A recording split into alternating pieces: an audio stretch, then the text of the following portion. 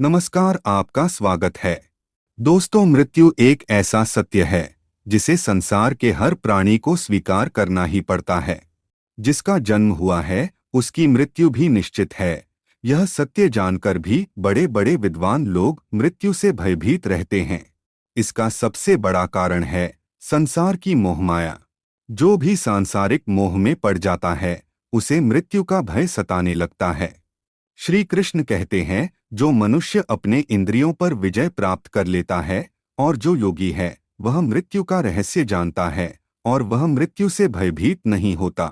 श्री कृष्ण कहते हैं, मनुष्य का शरीर शाश्वत नहीं है, किंतु उसकी आत्मा नश्वर है। वह कभी नष्ट नहीं होती है। वह केवल एक शरीर का त्याग करके दूसरे शरीर को धारण करती है। किंतु आप सभी के मन में यह प्रश्न अवश्य आता होगा कि आत्मा शरीर में किस स्थान पर रहती है, आत्मा का स्वरूप कैसा है, जन्म के समय आत्मा शरीर में कब प्रवेश करती है तथा मृत्यु के बाद आत्मा किस मार्ग से शरीर का त्याग करती है। इन सभी रहस्यमय प्रश्नों का उत्तर हमारे प्राचीन गरुड़ पुराण में दिया गया है। गरुड़ पुराण के 9वें अध्याय में आत्मा से जुड़े रहस्य बताए गए हैं। गरुड़ पुराण के अनुसार जब पक्षी राज गरुड़ ने भगवान श्री कृष्ण से पूछा कि जीवात्मा मनुष्य के शरीर को कैसे छोड़ती है तथा आत्मा से अलग होने पर शरीर की क्या दशा होती है, मृत्यु क्या है, मृत्यु का स्वरूप कैसा है और शरीर का त्याग करने पर आत्मा कहाँ पर जाती है।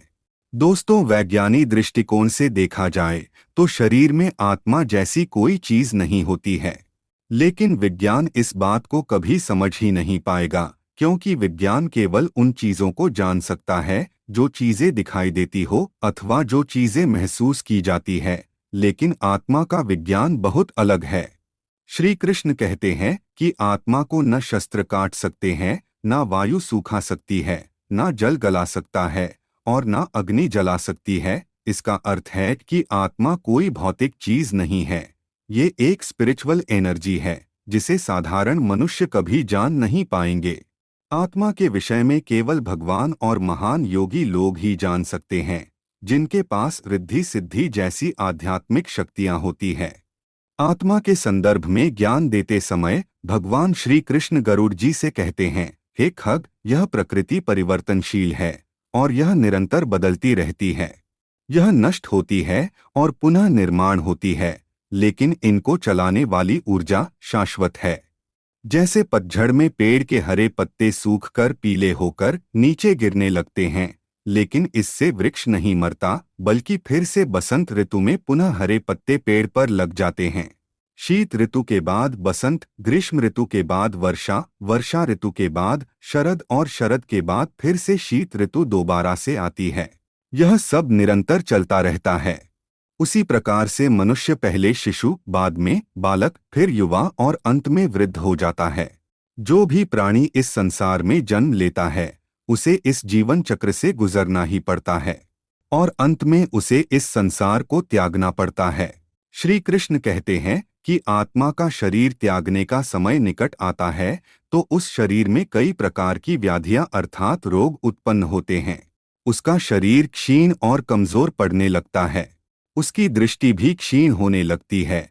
मुंह का स्वाद चला जाता है।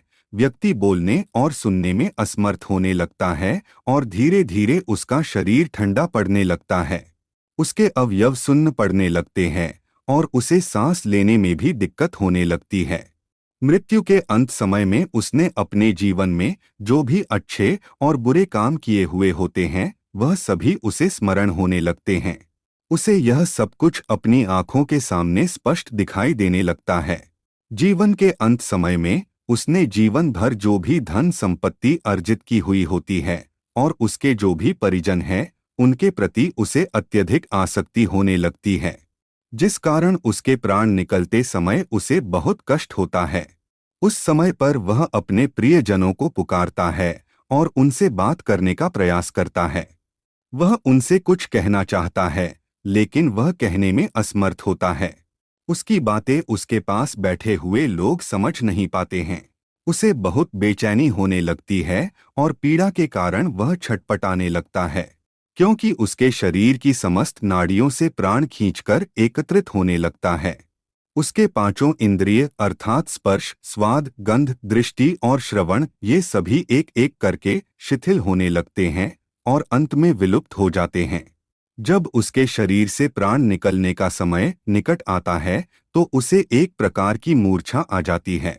एक बिच्छू के काटने से जितना दर्द होता है उससे कई गुना अधिक सैकड़ों बिच्छुओं के काटने से जो दर्द होता है उसे मृत्यु के समय उस पीड़ा को सहना पड़ता है।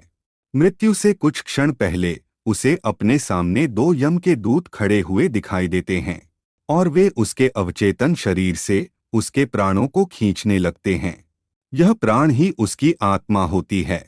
श्री कृष्ण कहते हैं, मनुष्य के शरीर में 9 द्वार होते हैं, 2 आंखें, 2 कान, नाक, 1 मुख और 2 मल मूत्र त्याग करने के द्वार होते हैं और 9वां द्वार होता है ब्रह्मरंध्र जो सिर के मध्य भाग में स्थित होता है। जब व्यक्ति की मृत्यु होती है तो आत्मा उन्हीं द्वारों से शरीर से बाहर निकलती है, लेकिन यह मनुष्य के कर्मों पर ही निर्भर करता है कि उसकी आत्मा किस द्वार से शरीर का त्याग करती है। जो लोग श्रेष्ठ योगी, संत, महात्मा होते हैं और सदैव भक्ति के मार्ग पर चलने वाले होते हैं तो उनकी आत्मा उनके मस्तक में छिपे ब्रह्मरंध्र से बाहर निकलते हैं, अर्थात सहस्रार चक्र मार्ग से बाहर निकलते हैं। जो लोग धर्मपरायण होते हैं, ईश्वर की भक्ति करते हैं, पाप कर्म नहीं करते, उनके प्राण मुख से बाहर निकलते हैं, यानी कि विशुद्धि चक्र के द्वार से बाहर निकलते हैं। जो लोग सदाचारी और भागवत कथा को सुनते हैं, उनके प्राण कान के द्वारा बाहर निकलते हैं। जो लोग अपने गृहस्थ धर्म में रहकर ही पुण्य का काम करते हैं, दान धर्म करते हैं, उनकी आत्मा आँख के द्वार से बाहर निकलती है, अर्थात आज्ञा चक्र के द्वार से बाहर निकलती है। और जो लोग अच्छी सोच वाले होते हैं, बड़े पाप कर्म नहीं करते हैं, उनके प्राण नाक के द्वार से बाहर निकलते हैं। लेकिन जो लोग अत्यंत पापी और दुराचारी होते हैं, जो लोग झूठ बोलने वाले, कुकर्मी, दूसरों का अनिष्ट करने वाले, चोरी करने वाले पापी होते हैं, उनके प्राण नीचे के मार्ग से निकलते हैं, अर्थात मूलाधार चक्र के मार्ग से आत्मा बाहर निकलती है। ऐसे प्राणी को मृत्यु के समय बहुत कष्ट होता है। ऐसे प्राणी की आत्मा को यम के दूत खींचकर बाहर निकालते हैं। जब आत्मा मुख के द्वार से बाहर निकलती है तो उसका मुख खुला हुआ रहता है। जब आँख के मार्ग से बाहर निकलती है तो उसकी आंखें ऊपर की ओर चली जाती है। जब आत्मा कान के द्वार से निकलती है तो कान से मेल बाहर निकलता है। जब आत्मा नाक से बाहर निकलती है तो नाक से मल निकलता है। वही जब आत्मा नीचे के मार्ग से बाहर निकलती है तो मल मूत्र बाहर निकलते हैं। इस प्रकार से यमदूतों के द्वारा आत्मा को शरीर से बाहर निकाला जाता है। श्री कृष्ण कहते हैं, जब मनुष्य की मृत्यु का समय निकट आता है तो उसे अपने अंत समय में सभी सांसारिक भोगों का त्याग करके केवल ईश्वर का ध्यान करना चाहिए, जिससे उसे पीड़ा सहन करनी न पड़े और उसे मोक्ष की प्राप्ति हो। मृत्यु के बाद उसे नरक में न जाना पड़े। तो दोस्तों, इस प्रकार से भगवान श्री कृष्ण ने गरुड़ जी को मृत्यु के संदर्भ में महत्वपूर्ण ज्ञान की बातें बताई है। उम्मीद है आपको यह जानकारी अच्छी लगी होगी। वीडियो को लाइक जरूर करें और कमेंट में जय श्री कृष्ण लिखना न भूले। साथ ही चैनल को सब्सक्राइब करें। आप सभी का धन्यवाद।